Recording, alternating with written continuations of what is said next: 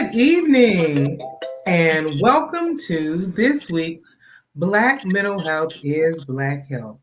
I'm your host, Bronwyn Lucas, and we have an exciting guest here tonight. But if you've ever been here before, you know that we start off with some deep breathing. Why? It allows you to clear your head, your mind, and just have that woosah moment. Because sometimes we all need that. It's also a way to remind you that this is something you can do anytime, anywhere. So here's what we're going to do. I'm going to invite you to take 3 slow, deep breaths with me. So I'll count you in to a count of 4. When I say breathe in, I'll count to 4 slowly. You breathe in slowly. I'll say out. I'll count to 4. You breathe out slowly. We'll do this about 3 times. So let's get started. Breathe in, 2, 3, 4. Out, 2, 3, 4. In, 2, 3, 4. Out, 2, 3, 4. One more big in, 2, 3, 4. Out, 2, 3, 4. Just that woosah moment. How was that woosah breathing moment for you, Karen? It was great. I needed it after a long day of work. Yes, and that's something we can do anytime, anywhere. Just take a moment. I always like to say if you're driving in traffic and people are getting on your nerves, that might be the Yes. time you can just breathe and you're like, okay, you know what? I've got some more oxygen in my brain. It's working a little better. I won't be the one causing road rage. Right. Well, tonight we are going to talk about grief, not a topic that is bubbly and happy, but it is a topic that's necessary and real. Why do I say it's necessary and real? Because we've all experienced grief.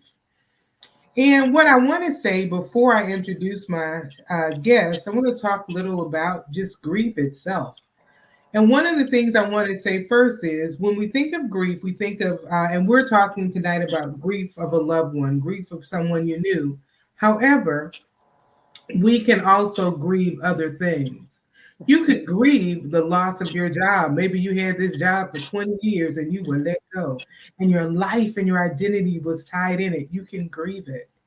Maybe you moved from one place, one city for another. Maybe it was a happy move, but man, the holidays come and you miss all the traditions that were there. So there's so many things when we're thinking about grief. Don't limit yourself. Well, say, well, that's not grief. I'm just sad because I'm not there. You're missing it. And it's a loss. You can grieve a pet. So there are so many things we can grieve. So I want you to open your mind up and think about so whatever your grief situation may be, this can apply, whether even if it's not the death of a loved one, but it's just something else going on in your life, Mhm. you can apply what we're going to talk about. So, my guest today is Karen Finley. And I always ask my guests to introduce yourself and tell us something cool about you. So, Karen, Hi, I am Karen Finley. I am here in the Arlington, Texas area. I am married with an adult daughter and son in law with 2 grandchildren, a grandson who's 2 and a granddaughter who's 4. I'm retired military, served in the Army, and I retired after 22 and a half years. Currently work for the federal government and just excited to be here to talk about grief, a topic that I love. all right. Now, you know, when people hear that a grief, a topic that I love, it's, oh, she's as crazy as Bronwyn. Why are these people saying they love talking about it? So, Karen, um, you are involved in a program called Grief Share. What is that? Tell us a little about Grief Share. Grief Share is a nationwide program. It's a support group, and they have 13-week sessions. And they meet weekly. and they help you rebuild your life after you've lost a loved one. The groups are usually led by caring and compassionate people that have experienced loss themselves. So, and they just have a need to want to help other people that are grieving, just like they did in the past. But they just want to help people get through their grief. Mm. And it really is. That's a good reason to say why it's something you love, because it's a way to help people. Because as I said earlier, grief is inevitable. Yes. Is not, if you keep living, you will grieve. And as we get started this show, I want to share just today. I was, preparing for this, looking up some things on grief and preparing to talk about it. And I got a phone call that my cousin's 22, 23-year-old was killed in a car accident. I'm sorry to hear that. Yeah, and it's just like all I could say, when it comes to hearing something like that, sometimes we're speechless. We have nothing to say or think. And all I could say on the phone call was, I can't. I just can't. Mm-hmm. And if I tell you what I couldn't do, anything, I couldn't comment. I just couldn't. Mm-hmm. Just couldn't. And even when I think about it, my response is, I just can't. So, sometimes grief or the loss of someone takes us and we're just like, what? And for me, that call, that was the last thing, because I talked to my cousin Fundy, and he lived in Maine and she's here in Texas, and she was planning all this stuff. She was planning to buy certain things and ship up there, have it delivered up there so she wouldn't have to carry it on the plane, and how she was making this a very special Making time. her And plans. we were talking about it, and this happened. So grief can come and it can happen so quickly. Quickly. Yes. And we're not always prepared about it. How did you get started in with grief share or just this whole grief work? What took you to that? Um, I got started with Grief Share. I lost my mom in 2012. And I had a close girlfriend of mine. She lost her son to a murder Mm, um, in 2016. And that's an unexpected death. So that's a lot to deal with in itself. So I've heard about Grief Share and I mhm, wanted to attend Grief Share, but I just didn't. So I volunteered to take the family to Grief Share and to go through Grief Share with them. So we mm, went to a session, and I think during that session, it might have been session 3 or something, where it was talking about grief being a journey. And it talked about, the analogy was like a road map or something, how you get from point A to point B. And it's your journey, your own journey. However long it takes you to get through that journey is on you. And I was just like, wow, when I identified with that session. And so the next week, I went to pick up the family, and they said that they were not going to be going because basically the the grief was, I call it raw. It was just too mm, new to them. And so I was like, okay, that's fine. I understand. So I continued to go. And I found that with me attending the grief share, because my mom passed in 2012, and this is like 4 years later. And I became an encourager to the group because I had already went through my grief journey, and so I became an encourager for them. So I went through the whole 13 weeks, and then when I got done, I was like, "Oh wow, that was an awesome program for people that are grieving their loss of their loved ones," because most of the time they're like, oh, am I grieving right? Am I grieving properly? Is this normal or whatever? And I was like, we need this at my church. So I went and spoke to the pastor and gave him all the information and everything. And September 2016 was my first grief share session. So mm. I've been doing grief share since 2016. And that's about 7 years, and I've done about 8 sessions. So Wow. some of them were, the beginning was in person, and then when COVID hit, we had to go to hybrid, which was via what is that, Zoom. Mm-hmm. And that was a total different way for us to reach people during COVID. So that's how I got started with Grief Share. Now that COVID time, that should have been really different because there was so much death, especially in the beginning. How were people managing that? That was a difficult time. It wasn't, you know, when you think about grief and loss of loved ones, most of the time people know their loved ones are ill or they're sick and they're going to pass away. But Mm-hmm. with COVID, it was families that were, people were losing like a mom, a dad, a grandma, a whole entire family, and they didn't know what to do. And they could not even be with their loved ones. And during that time, I stay in prayer a whole lot because of, grief.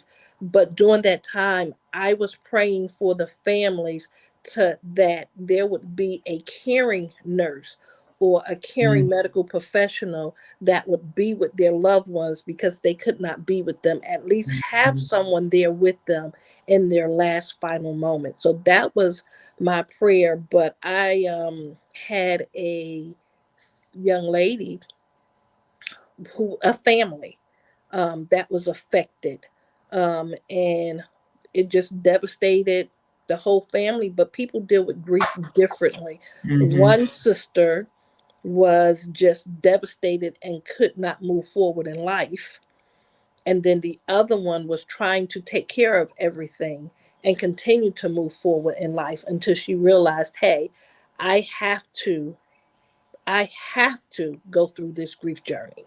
Mm-hmm. So it was very difficult, really difficult during COVID. Yeah, one of the things I noticed in working with people in the area of grief, it was some families had so many people die at one time. Yes. And so, you might bury one person on a Monday, and 2 weeks later, someone else in your family has passed away. And with one part of COVID, you lost the ability just to even have a funeral Yes. and the closure. And we look at rituals that we have, and the rituals we'll talk about that later. But rituals are so important in the grieving process. And when that was taken away, that made it even more difficult for people because they couldn't. I don't know what to do with this. I can't say goodbye. I don't have the closure. I don't have everybody coming to hug me. Right.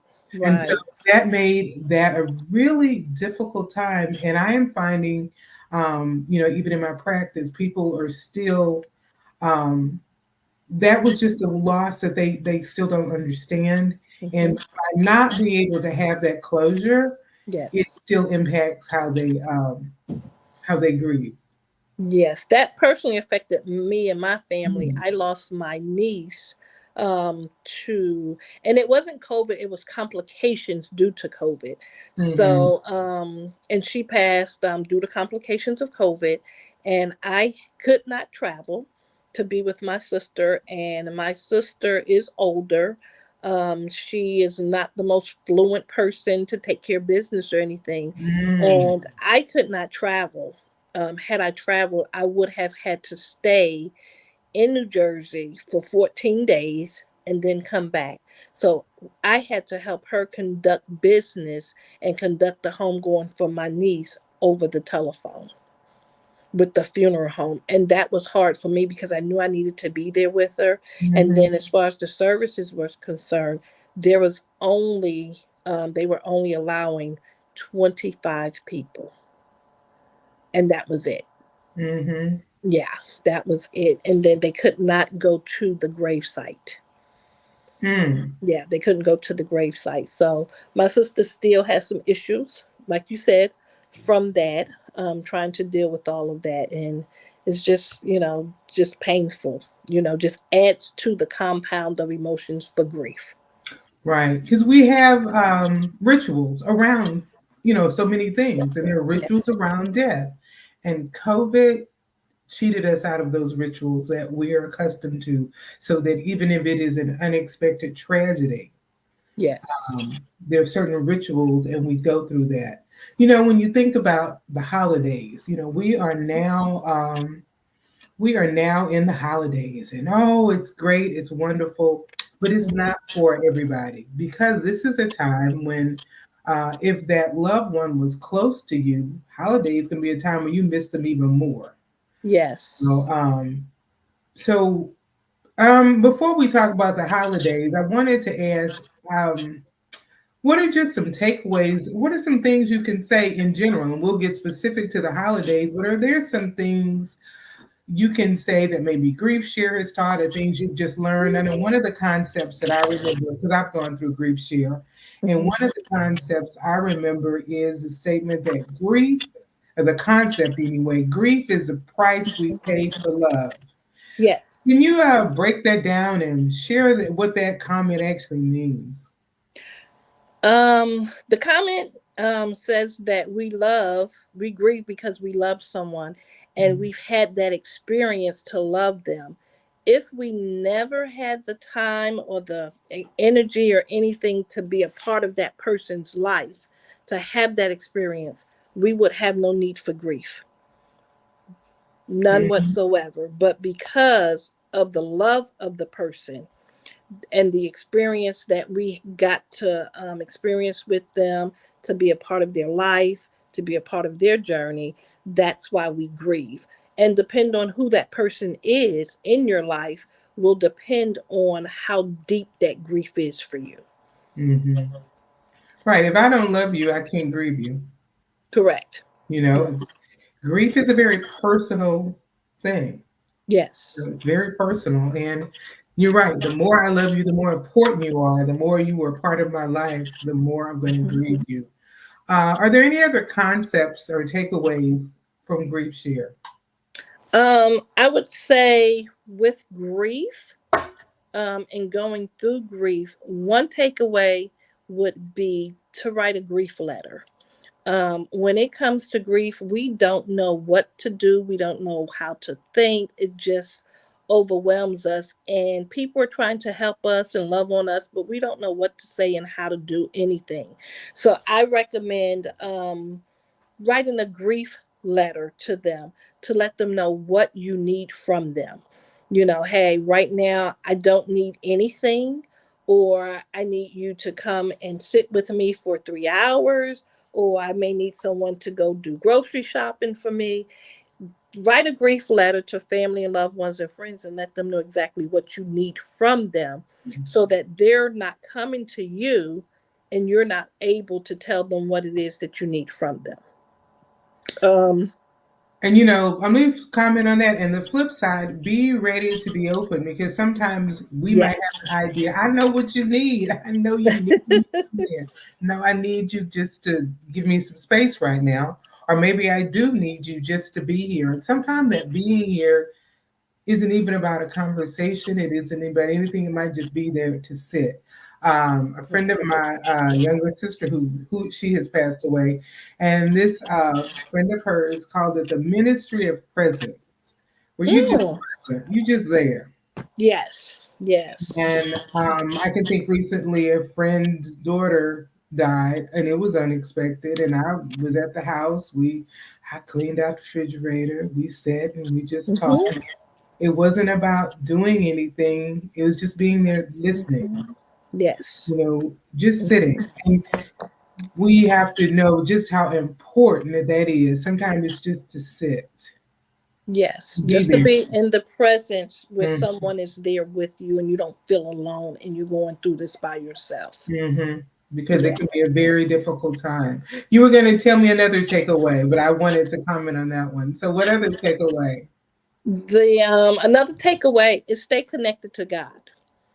Through the process, God is sovereign, God is omnipotent, God knows what you're going through because we have to remember he went through the same thing with his child, with his son. So stay connected to God and he's going to carry you through. When you feel weak, go to your word. God will give you that strength to get through it. And you have to I always tell people, take 1 second at a time, I love it. a minute at a time.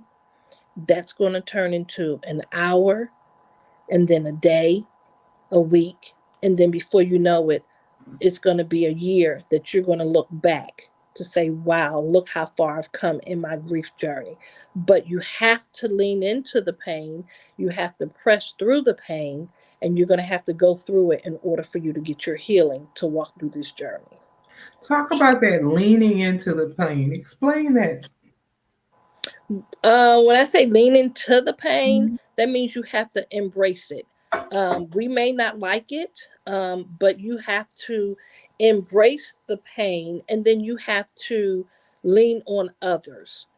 Other Mm. people need to be there to help you walk through this journey that you're in. Reach out to others, and then you need to let your emotions go.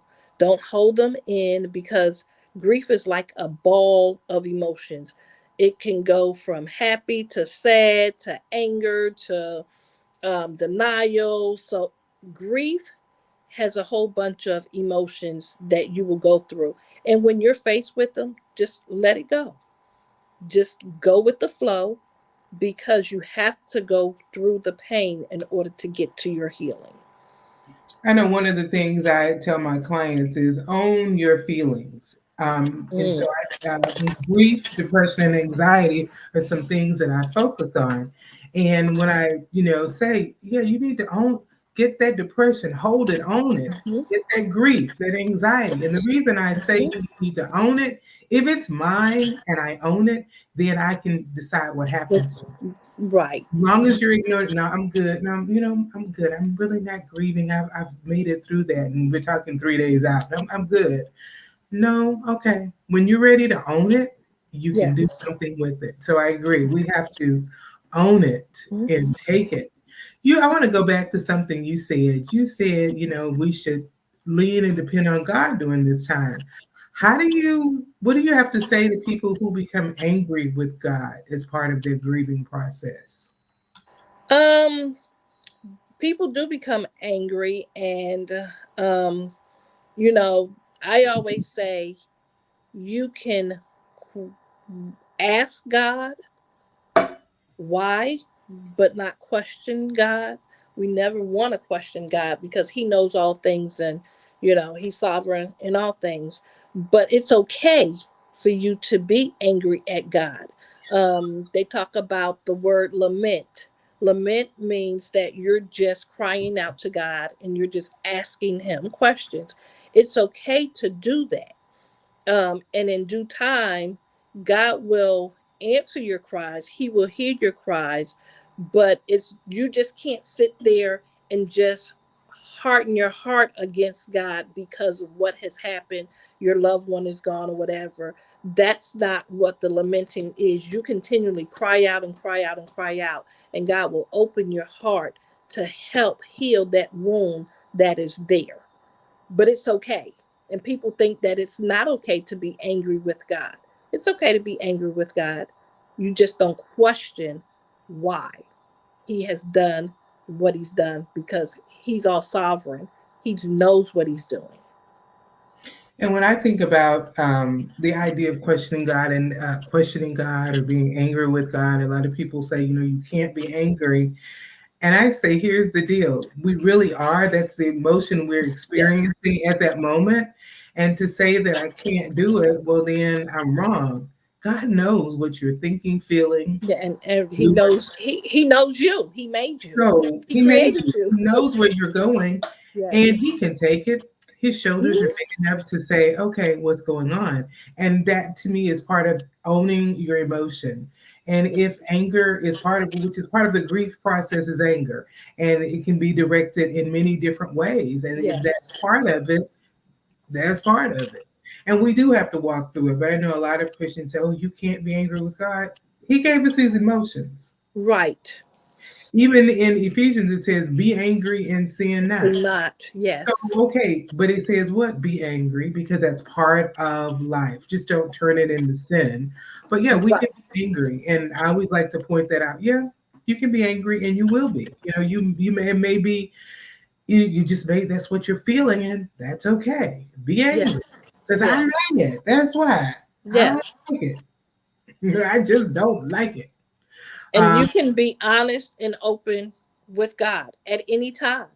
mhm. Anytime, He's better. better to go to him than to go to a friend Right. because they're not going to understand. Right. And he knows you, man. He said, okay, let's talk about it. Come on. Yes. I said we were going to come back to the holidays. So, when we think about the holidays, as I said earlier, the holidays are can be a really difficult time. So one of the things I want to share about just, when we think about this process of the holidays, sometimes it can go in waves. One year might be good, the next year might not. Yes. And the next year, even though it's a year further out, you're in a different place. So it may, manifest itself differently. Um, Grief has no time limit. And like you said, holidays may be a trigger, but you could just be driving down the street and you might see a billboard of something that reminds you of that Of the person. loved one. Yes. And you're just like, oh, the tears flow. You might smell that cologne that Mm-hmm. they wore, and that smell will do it. You might taste something that, oh, this tastes just like what mama used to cook. Yeah. A feeling will come over you. Your senses can Mm-hmm. impact you greatly. The smells, the taste, the things you hear. It might be a song you hear. So we have those sensory input that impacts our grief. And it can just come at any given time. And it may be Yes. 20 years down the road, and you smell that cologne, that Estee Lauder that your mama wore, and Yes. you're there all over again. And that's a normal thing. And so the holidays annually can be that for someone.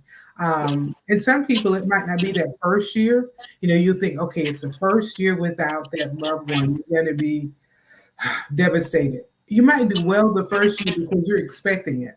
And for Mm-hmm. some people, the second year can be actually worse because you got through the first one. So Right. you figure that I'm good, and Mm-hmm. it's devastated Yes. that second one because you weren't expecting. And if that's you, you're normal. What do you have to say about some suggestions maybe for helping people manage the holidays? But like you said, they need to prepare because the emotional ambushes can come at any time. So they need to kind of prepare themselves, have some plan of escape. And it's okay. People don't think that it's okay to cry in front of people. It's okay. Let those tears come Mhm. because those tears are just a cleansing process from the inside out. That's what that is for them. Um, they need to socialize. They need to be with other people. Don't hibernate and don't stay by yourself because if you do that, you're going to turn that grief into, trying to numb that pain. And you'll use and do different things that do things that you should not do. And I'm just going to say, alcohol, drink, or whatever, trying to numb it. And that's not the right thing to do. Um, when it comes to the holidays, especially Christmas, which is a big holiday, a lot of people celebrate it. And like you said, we have all these traditions. If you're not able to do a tradition, don't do it. Maybe next year would be the day, the time for you to hang the special ornaments. If you want to put up a tree and you don't have the energy to put up a tree, connect with your friends or some families. Hey, can you come over again and help me um, decorate a little bit for Christmas? I have in a little bit of Christmas cheer. Just come and help me. Ask for the help. Um, Going around people sometimes can be intimidating and stressful for them. So they may consider just shopping online and having everything come to them. Amazon will send you boxes all day long, all week long. Just let them pile up on the door. So if you don't feel like going out into the crowds or whatever, then just shop online. Another thing is to set boundaries with your family. Some people don't grieve at the same rate that you would grieve. So because you're still grieving and they're not grieving, They just want to be all bubbly. Come on, let's do this, let's do that. You need to set boundaries and explain to your family and friends what you're capable of doing and what you're not capable of doing. If you go out to any Christmas holiday functions, um, take a person with you. Have a plan of escape. Hey, if you get there and things are, too much for you, signal to the person, hey, I'm ready to go. If you by yourself, stay about 15, 20 minutes just to show face. And then, hey, thank you guys for the invitation. I think I'm getting ready to go. So it can be daunting for some people, but some people still want to press on with the holidays. I will say for me, the first year after I lost my mom, I did not even want to put up a tree, and I had to think about my family because the Mhm. holidays is in my home, and I didn't even want to put up a tree. And I said I was not putting up a tree. So what happened is the rest of my family came together to put up a tree. It wasn't our normal tree, but it was a tree, and they wrapped gifts and everything. And then from there, I kind of got in the holiday spirit, and we went and did our little traditions or whatever. But understand that they will say there are statistics that say if you lose a child, you'll grieve for, the first 5 years or whatever. Those are statistics. But like you said, the first year may be devastating for some people. The first year could not be devastating. Mhm. My mom passed in 2012. 2019 was a rough season for me with my mom. I just could not get it together. And it was not just the holidays, it was every day. So it some years may seem less, and some years may seem just like it was, just like the day that you lost your loved one. So put those boundaries on there. Don't isolate yourself, and reach out to others during the holiday. And if not anything, make sure that you prepare yourself for those emotional ambushes that's going to come along. Without a doubt, they will come. They will come. They And will it come. might not be at the holidays. They can come, anytime. I think Right. those boundaries are important. And one thing I'll add, I guess, with the boundaries is you want to have the boundaries and you want to have someone check you, making sure your boundaries are good. By that, I mean, maybe you're staying in too much. Mm-hmm. And Mm-hmm. that may be where you are. So it's a balance. Do I Yes. not see anybody? And that's part of the process. But like you said, maybe I'm just going to go for 10 minutes to Yes. allow yourself the opportunity to say, I'm going to try to push forward. You don't have to push too hard. When you can't do it, you can't do it. Like I say, they're your feelings, own them, determine what's going to happen. But know your boundaries and make sure they are healthy boundaries for you. And there is no do XYZ and then it's going to Right. work. No, it's No. what's you this year. Because, like we both said, one year is good, the next year might Let's not see. be. Yes. It's not 1 or 2 years. It might be 5, 10 years down the road, and it's just hard. And part of it has to do with whatever's going on in your life. Life. Yes. Life happens. Mm-hmm. That expression, what is it? Life be life, and Yes. while it's doing that, it can be life in a good way or a bad way. And so then Yes. all of this comes, and maybe you miss that person. If I had them here to talk to, oh, if they were here, hmm, I would be better, but they're Yeah. not. So yeah, there is this acronym called DEAR.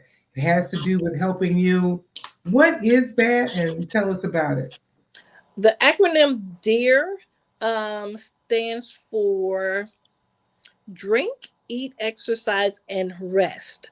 Most of the time, when we're going through grief, we don't feel like doing anything. We don't have no energy to do anything. And grief can immobilize us sometimes where we just can't move and do anything. So, with the acronym DEAR, that's just telling you to take care of yourself. Drink liquids. And make sure you hydrate yourself. I always say drink liquids that have electrolytes and pH balance and stuff in it. so that it will help you stay hydrated. Because sometimes we just get so depressed and down, and we're not doing anything, we're not drinking or anything. So I just recommend that you drink something that has some electric lights and pH balance to it. And the E stands for exercise. Oh no, E is to eat. We don't have an appetite. Mm-hmm. People are constantly cooking food, baking cakes, pies, bringing meals over, and they're just sitting there. Try to eat something a little bit because you need your energy and your strength. I tell Mm-hmm. people, if you don't have an appetite, take some fruit and cut it up and put it in the Ziploc bag. And that's what you eat off. Eat fruit. Exercise, you don't have to go to the gym and do a whole ab routine or anything. Just get up and move. Just get up and move. You can walk around your home if you have an open home concept. Just get up and walk around for like 5, 10 minutes. That's all you need. And then rest. Our minds are going 1,000 miles a minute because we're trying to plan a home going. We're trying to worry about work, trying to worry about the kids. Different things are going on in our lives, and our minds are so busy. I just say when it comes to rest, lay down. And I know it's hard not to think about what's going on, but if you just lay down and close your eyes and not try and think about anything, you will find yourself getting rest for probably about 30 minutes. And it will seem like you slept for like 2, 3 days. So when it comes to rest, just lay down, close your eyes, even if it's 15 minutes. Mm-hmm. So the DEAR acronym just helps you stay healthy and keep yourself in a state of healthiness. Because most of the time, when it comes to grief, most people are caregivers and they have taken care of their loved ones and they've forgotten about themselves. Mm-hmm. So, this is a great time for them to implement the DEAR acronym. And that is so true. You forget you get lost in all of that, and even feel guilty about feeling Taking grief care or of guilty yourself. about needing to take care of yourself. Let that guilt go. Yes. And it that we do. We need to drink water, hydrate your body. Mm-hmm. And so often, depression can be part of the grief process, and that will make you not want to eat, not want to practice self care. You just okay, you're there. So it's important, like you say, eating the little things. We don't have to, don't, somebody wants to take you out to this big, sumptuous meal at your favorite place. You're not ready for that. You might not be. And if you're not, that Mm-hmm. too is okay. But Yes. eat something. And that rest is so important. And rest might mean I'm just going to sit. Like you say, you can Yes. lay and just close your eyes. I'm just going to sit and listen to some soft music. Mm-hmm. I'm just going to be present in the moment, not going to answer the phone. I'm just going to be here and have some emotional rest. Yes. And so it's important. That's that self care that you might not think about because you got to take care of you and you're not ready to take care of you. But that self care is important. As we get closer and closer to the end, I'm looking at it. I want to ask you, are there one or two things, stories, or memories you have? You've done grief share, gone through 8 different cycles. Is there something you can share um, that might help our audience understand just how powerful grief is? And I will say, Grief Share, as she stated earlier, is a national program. And we're not here, this isn't necessarily just about Grief Share. There are programs that are out there. It's to encourage you that you're not alone. And this is a program that has been well vetted, has been around for years, so it can benefit you. So you've done this for a long time. Is there something you can share with us? Any one or two stories? Sure. I intentionally had my group meet on Friday evenings. And that was so they would commit to the time, Mm-hmm. and wanting to walk through their grief journey. So I did that intentionally, and we were in the building by ourselves, because certain sessions will evoke different emotions. Mm-hmm. And it's like, the way the program is set up, you have a video. You watch a video for like 30 something minutes, and then you have discussion based on the video. And then the during the week, you do your lessons from out of your workbook. Um, I recall one time we were having, it was around the holiday time, and our church does a program called Hope for the Holidays. And it's for children whose parents are incarcerated, and we purchase gifts, and the families will come and pick them up.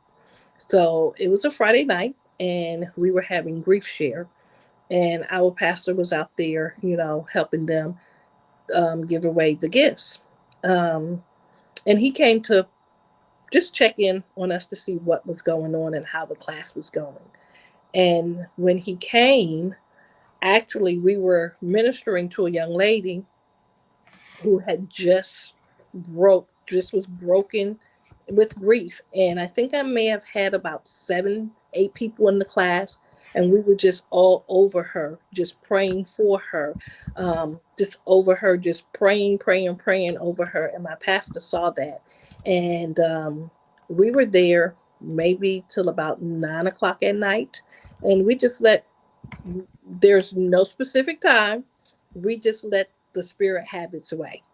And we were there about 9 o'clock, and he said to me, he said, Sister Finley, he says, here it is, we are blessing families during the holiday season, with gifts, and they're not even 200 yards from the table. Here it is, a ministry going on where people are hurting so bad and grieving because they've lost someone. He said, I never expected to see that. He said, but I will say this ministry is needed. It's Mm-hmm. needed. And I told him, I said, Pastor, this happens every meeting that we have, because you can identify those videos, you can identify with those people that are in the videos, and it lets you know, hey, you're not alone. The feelings you're feeling are not wrong. It's normal. And then we had a young lady in one of my groups. She was angry with God for taking her brother from her. She was very angry. She comes from a family, where her dad's a minister. So she grew up in church, and she would come to service, but she would not go to praise and worship, because in her mind, I can't praise and worship a God that has taken my brother from Mm-hmm. me. And she would not come to praise and worship. She would only come and hear the word. And grief share was over. Um, and at week 13, I usually culminate that with a potluck. So we all just come together and talk. And one thing I do ask them is, what did you get out of grief share? And what are you going to work on moving forward? And hers was, hey, I'm going to try and be less angry with God. And grief share was over. And one Sunday I was in church, and I looked up. Her and her fiance was sitting in the front row, praise and worship, hands held high, just worshiping God. And I was like, Lord, look at you. Nobody but God can do that. And she still had a ways to go with her, her grief journey. And I spoke with her, and I talked to her. I've had, about 8 sessions that I've done. And I would say maybe about a total of 50 people, and I still communicate with some of them, just to check on them during the holidays, check on them, when I think about them. And it's like, okay, I have to be intentional, not just to say, okay, well, I'm going to call so and so. When they come to mind, I pick up a phone and I text them, or I call them. So I Mm-hmm. still keep in contact with the people that were in my classes. That's amazing. We are actually out of time. It Okay. goes so quickly.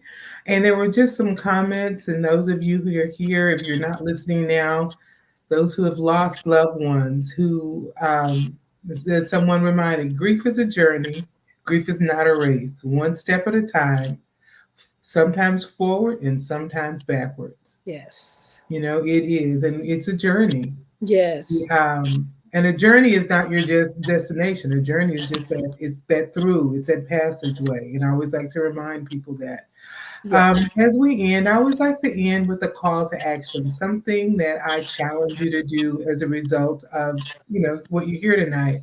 And the first thing I want to say, if you're the one grieving, be gentle with yourself. Yes. There's no problem in grieving. And if it's 20 years out, it still doesn't matter. Be gentle with yourself. The second thing I'll say is maybe you need to reach out and get help with someone. If there's a group like Grief Share or something that you can do because you're not alone and you don't have to be alone.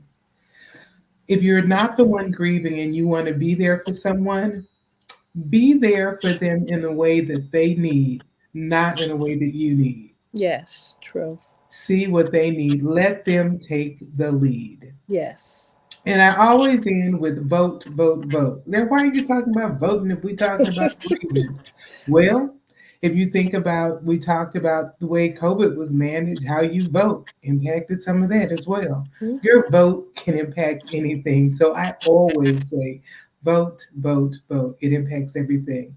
So, Karen, I want to thank you for being here tonight to talk about grief and just to bring people out because it's something, because it's someone said grief is pain. It is Yes. painful, and no one wants pain, but grief is also inevitable. If you love someone, You will you're going to grieve. have grief when they're gone.